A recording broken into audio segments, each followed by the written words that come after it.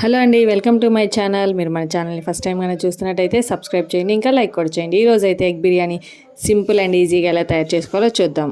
First మనం eggs అయితే boil చేసి పెట్టుకోవాలి. వాటికి పైన పీల్ అంతా తీసేసి ఒక కుక్కర్ పెట్టుకున్నాను. అందులో ఆయిల్ వేసుకొని ఆల్రెడీ బాయిల్ చేసుకున్న ఎగ్స్ని అందులో వేసి పసుపు, ఉప్పు, కారం వేసి కొంచెంసేపు వేయించుకున్నాను అనమాట. తర్వాత అదే ఆయిల్లో కొంచెం ఆనియన్స్ అయితే వేసి అవి బ్రౌన్ ఆనియన్స్లా చేసుకున్నాను.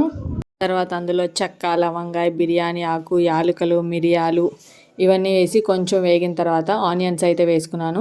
ఆనియన్స్ కొంచెం మెత్తబడిన తర్వాత టొమాటో, పచ్చిమిరపకాయలు కూడా వేసుకొని బాగా వేపుకోవాలి. ఆ తర్వాత అందులో కొంచెం పుదీనా, అల్లం వెల్లుల్లి పేస్ట్, కొత్తిమీర, పెరుగు అవన్నీ వేసుకొని కూడా ఒకసారి కలుపుకోవాలి.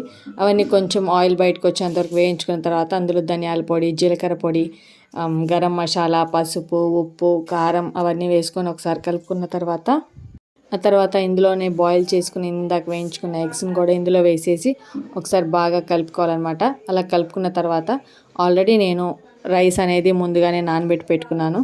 ఆ రైస్, ఒక గ్లాస్ రైస్కి 2 గ్లాసెస్ ఆఫ్ వాటర్ అయితే వేసుకోవాలి. తర్వాత రైస్ అంతా ఇందులో వేసేసి ఒకసారి కలుపుకున్న తర్వాత వాటర్ కూడా వేసుకోవాలి.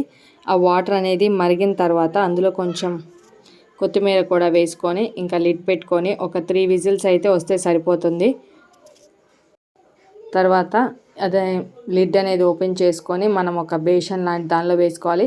వేసుకున్న తర్వాత ఆ మసాలా పైన అనేది ఉంటుంది కదా, ఆ మసాలా అంతా కలుపుకొని ఇంకా సర్వ్ చేసుకోవడమే. ఎంతో టేస్టీ అయిన ఎగ్ బిర్యానీ అయితే రెడీ అయిపోయింది. ఒకసారి ట్రై చేసి కామెంట్ చేసి చెప్పండి.